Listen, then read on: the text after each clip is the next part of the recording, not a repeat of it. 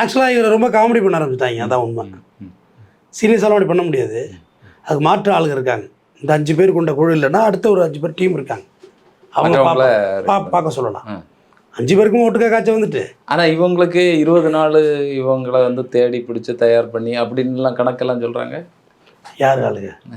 இந்த இது குழுவில், தணிக்கை குழுவில் இந்த சிறப்பு குழு அமைக்கிறதுக்கே 20 நாள் ஆகும் அப்படின்னு எல்லாம் இதுக்கு முன்னால் பேசிட்டு இருந்தாங்க. அதாவது இது முழுக்க பாஜகவோட வேலை.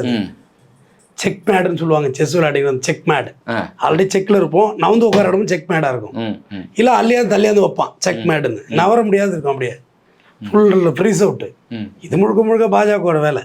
இது ஆரம்பத்துலேருந்து உன்னை இப்போ காப்பாற்றணும்னா உன்னை திமுக தான் உன்னை காப்பாற்றணும்.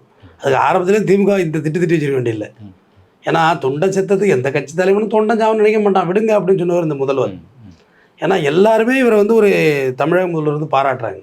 எல்லாருமே எதிர்கருத்துக்கள் பேசுகிறவங்க கூட ஓகே ஒரு ஃபைன் நடவடிக்கை எடுத்துருக்கணும் அப்படின்னாங்க. ஆமாம், அவன் நடவடிக்கையில் எடுத்திருந்தா ரொம்ப பெரிய கோளாறாக இருக்கும். அது பேக் ஃபயர் ஆகும், வேணும்னு செய்கிறாங்க. இப்போ திமுக சம்மந்தமே இல்லை, ஜனநாயகன் படத்துக்கு காரணம் திமுக தாங்கிறாங்க, திரிஷாவை அனுப்புனதும் திமுகங்கிறாங்க, சங்கீதாவை டைவர்ஸ் கேஸ் போட சொன்னது திமுகங்கிறாங்க, அவர் பையனை போய் பிரைவேட்டாக வீடு எடுத்து வாடகை திமுக தாங்கிறாங்க, பொண்ணு ஹாஸ்டலில் தங்கிறதுக்கு காரணம் திமுக தாங்கிறாங்க, விஜய்க்கு உச்சா வந்தாலும் திமுக தான், உச்சா வரலனாலும் திமுக தானே. இது எப்படி இது யாராவது ஏற்றுப்பாங்களா? இதை அவரவர் வினையை அவரவர் அறுப்பார். வினையை விதைத்தவர் வினையை அறுத்தே ஆகணும். நீங்கள் செய்த எந்த பாவ பலன்களும் நீங்களே அனுப்பிப்பீங்க. ஆனால் அவர் ஒரு தனிப்பட்ட உலகத்தில் உலகிட்டு இருக்கிறாரா இல்லை வேணும்னே தெரிஞ்சே பேச? இங்கிலீஷில் ஆலோசேஷன் சொல்லுவாங்க, அது ஒரு இடமே இருக்காது. நம்மளாவே யோசிச்சுட்டு இருப்போம், இலூஷன் தாட்டுமாங்கல்ல, ஒரு மாதிரி ஹைப்பத்தட்டிக்கலாக ஏதாவது யோசிக்கிறது.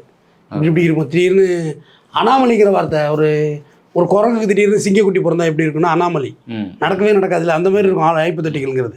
சம்மந்தம் இல்லாமல் உளர்றதுன்னு சொல்லுவாங்கல்ல, அந்த மாதிரி ஆகிட்டார் அவர். ஆக்சுவலாக